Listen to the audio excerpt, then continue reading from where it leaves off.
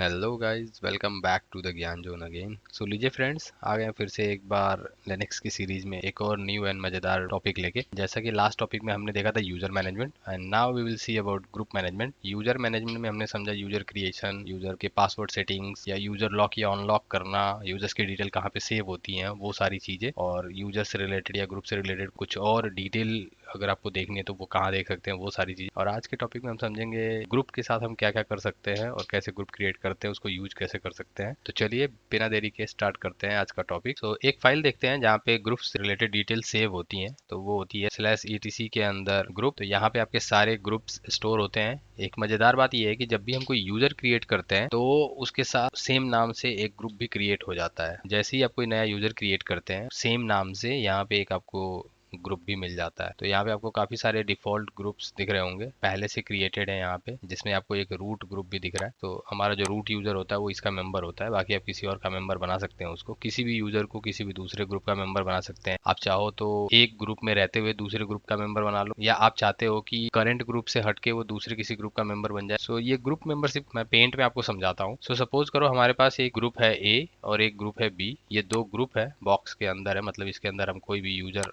Add कर सकते हैं। और एक यूजर है जो इसके अंदर है मिस्टर एक्स, और इसके अंदर है मिस्टर वाई। अब दो तरीके होते हैं किसी भी यूजर को किसी दूसरे ग्रुप में ऐड करने का। जैसा कि अगर विंडोज के बारे में भी आपको बताया तो सेम वहां पे भी ऐसा होता है। ऐसा नहीं है कि एक यूजर किसी एक ग्रुप का ही मेंबर रह सकता है। हम इस यूजर को यहाँ पे भी ऐड कर सकते हैं और वो इसका मेंबर भी रह सकता है साथ में। या आप चाहते हैं कि वो यहाँ से हट के सिर्फ और सिर्फ बी का मेंबर बन जाए, तो वो यहाँ से हट जाएगा और बी का मेंबर बन जाएगा। तो दोनों तरीके हैं, एक यूजर एक से ज्यादा ग्रुप का मेंबर रह सकता है। सो सबसे पहले एक यूजर बना के देखते हैं कि जो मैंने बात कही थी कि जब यूजर क्रिएट करते हैं तब भी एक ग्रुप बन जाता है, तो वो ऐसा होता है कि नहीं। तो यूजर क्रिएट करने के लिए यूजर ऐड टेस्ट हम डालते हैं, और एक यूजर क्रिएट कर लिया हमने कैट etc पास WD में। अगर हम देखते हैं तो देखिए एक टेस्ट यूजर क्रिएट कर लिया हमने, और इसका जो होम प्रोफाइल है वो /home टेस्ट के अंदर है, जो कि डिफॉल्ट लोकेशन होती है। सेम ऐसे ही अगर मैं एक ऐड /etc ग्रुप में जाता हूँ तो वहां पे भी आपको देखिए एक टेस्ट नाम से ग्रुप मिलेगा। आगे जो इसके नंबर लिखा हुआ है वो है इसकी GID, 1000 से स्टार्ट होता है। चाहे यूजर आईडी की हम बात करें चाहे ग्रुप आईडी की बात करें, दोनों ही। अगर मैं यूजर आईडी भी देखूंगा तो देखो 1000 ही है। जो भी पहला यूजर बनता है वो 1000 से स्टार्ट होता है, फिर 1001 1002 ऐसे करके। इसको हम UID और GID कहते हैं। ये तो हो गया यूजर हम क्रिएट करते हैं उसके साथ एक ग्रुप क्रिएट हो जाता है। लेकिन हम ये चाहते हैं कि एक ग्रुप हम अपना सेपरेट क्रिएट करें। तो उसके लिए जो कमांड होती है वो होती है ग्रुप ऐड, और जो भी आप ग्रुप का नाम देना चाहते हैं। तो मैं एक नाम दे देता हूँ sales, enter. Cat /etc group के अंदर हम जाके देखते हैं तो देखिए सेल्स एक ग्रुप बन चुका है।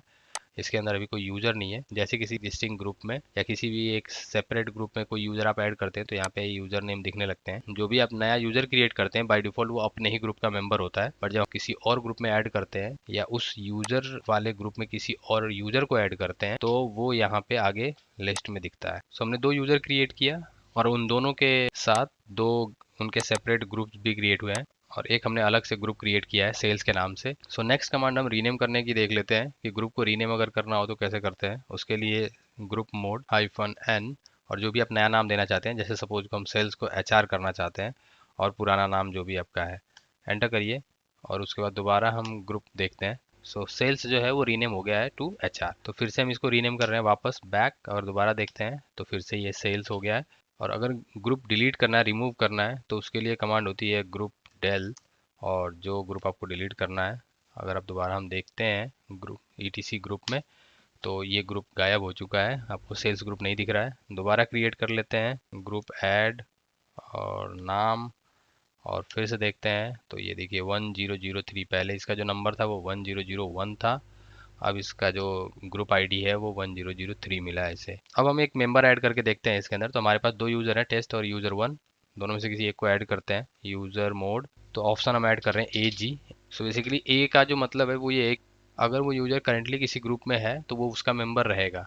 और जी का मतलब होता है कि हम एक एडिशनल दूसरे ग्रुप में उसको ऐड कर रहे हैं, उसका मेंबर बना रहे हैं उसको। इसके बाद ग्रुप का नाम और यूजर का नाम। दोबारा हम कैट /etc ग्रुप देखते हैं तो अगर आप देखेंगे सेल्स के आगे टेस्ट लिख के आ रहा है, मतलब जो टेस्ट यूजर है वो सेल्स का भी मेंबर है और टेस्ट का भी मेंबर है। ये कैसे चेक करेंगे, तो इसके लिए कमांड होती है ग्रुप्स और यूजर का नाम, और ये बता देता है कि ये यूजर कौन से ग्रुप का मेंबर है। तो अभी आप दो ग्रुप देख पा रहे हो, टेस्ट और सेल्स। ऐसे ही अगर मैं किसी और ग्रुप में ऐड करना चाहूँ इसको, वैसे तो हम /etc पास wd या ग्रुप में जाके हम यूज़र आईडी या ग्रुप आईडी दोनों देख सकते हैं, बट एक कमांड भी होती है आईडी और यूज़र नेम एंटर करके आप देख सकते हैं कि इस यूज़र का यूज़र आईडी क्या है और ग्रुप आईडी क्या है। जितने भी ग्रुप का मेंबर होगा वो सारे मेंबर्स के ग्रुप आईडी दिखाएगा, जी आईडी दिखाएगा। सपोज आपको ऐसी रिक्वायरमेंट आती है, जैसे मैंने कहा था कि जब हम यूज़र क्रिएट करते हैं तो उसके साथ एक ग्रुप ऑटोमेटिक क्रिएट हो जाता है, और हम चाहते हैं कि नहीं, जब मैं यूज़र क्रिएट करूँ तो मैं नहीं चाहता वो कोई एक्स्ट्रा ग्रुप अलग से क्रिएट हो, और मेरे पास पहले से ऑलरेडी एक ग्रुप है, मैं उसी का मेंबर उसको बनाना चाहता हूँ। उसके लिए भी एक कमांड है, यूज़र ऐड -N-G, जिस ग्रुप का मेंबर आप बनाना चाहते हैं उस ग्रुप का नाम और user2 cat/etc ग्रुप में जाते हैं। तो देखिए यहाँ पे अलग से कोई user2 नाम से ग्रुप नहीं बना, वो जो यूजर है वो सेल्स का ही मेंबर है। यूजर क्रिएट करते टाइम जो यूजर का जो डिफॉल्ट ग्रुप होता है उसके सामने उसका नाम नहीं दिखता है, तो उसको पता लगाने का तरीका है, आप आईडी कमांड से देख सकते हैं। तो user2 एंटर करते हैं, ये यूजर 2 है जो क्रिएट हुआ है अभी, और वो उसका ग्रुप है सेल्स और उसकी ग्रुप आईडी 1003, तो ये इसका मेंबर है। ऐसे ही अगर आप किसी यूजर को एग्जिस्टिंग ग्रुप से रिमूव करना चाहते हैं, जैसे कि सपोज अभी सेल्स का मेंबर है टेस्ट और इसको हम रिमूव करना चाहते हैं, जी पास wd कमांड होती है, -d जो भी यूजर का नाम है वो और ग्रुप का नाम एंटर करते हैं, removing user test from the group sales. अगर हम दोबारा cat/etc ग्रुप देखते हैं तो देखिए सेल्स से टेस्ट गायब हो चुका है। तो जैसे हमने अभी एक कमांड देखा कि यूजर क्रिएट करते टाइम ही आप ग्रुप का नाम डिसाइड कर सकते हैं और वही प्राइमरी ग्रुप बन जाएगा। सेम काम के लिए एक और कमांड भी है, simple command, add user -g, जिस ग्रुप में उसको आप ऐड करना चाहते हैं टेस्ट और user3 एंटर करिए। अब मैं आईडी user3 अगर देखता हूँ तो देखिए तो UID 1004 और इसका जो ग्रुप है वो टेस्ट है। तो यही इसका प्राइमरी ग्रुप बन गया। अगर हम /etc ग्रुप में देखते भी हैं, यहाँ पे कोई नया ग्रुप नहीं बना है। ये ग्रुप से रिलेटेड कुछ बेसिक कमांड्स हैं। वैसे तो आप ये जो कमांड्स मैंने बताई हैं इनको और ज़्यादा एक्सप्लोर कर सकते हैं, जैसे यूज़र मोड या ग्रुप कमांड को,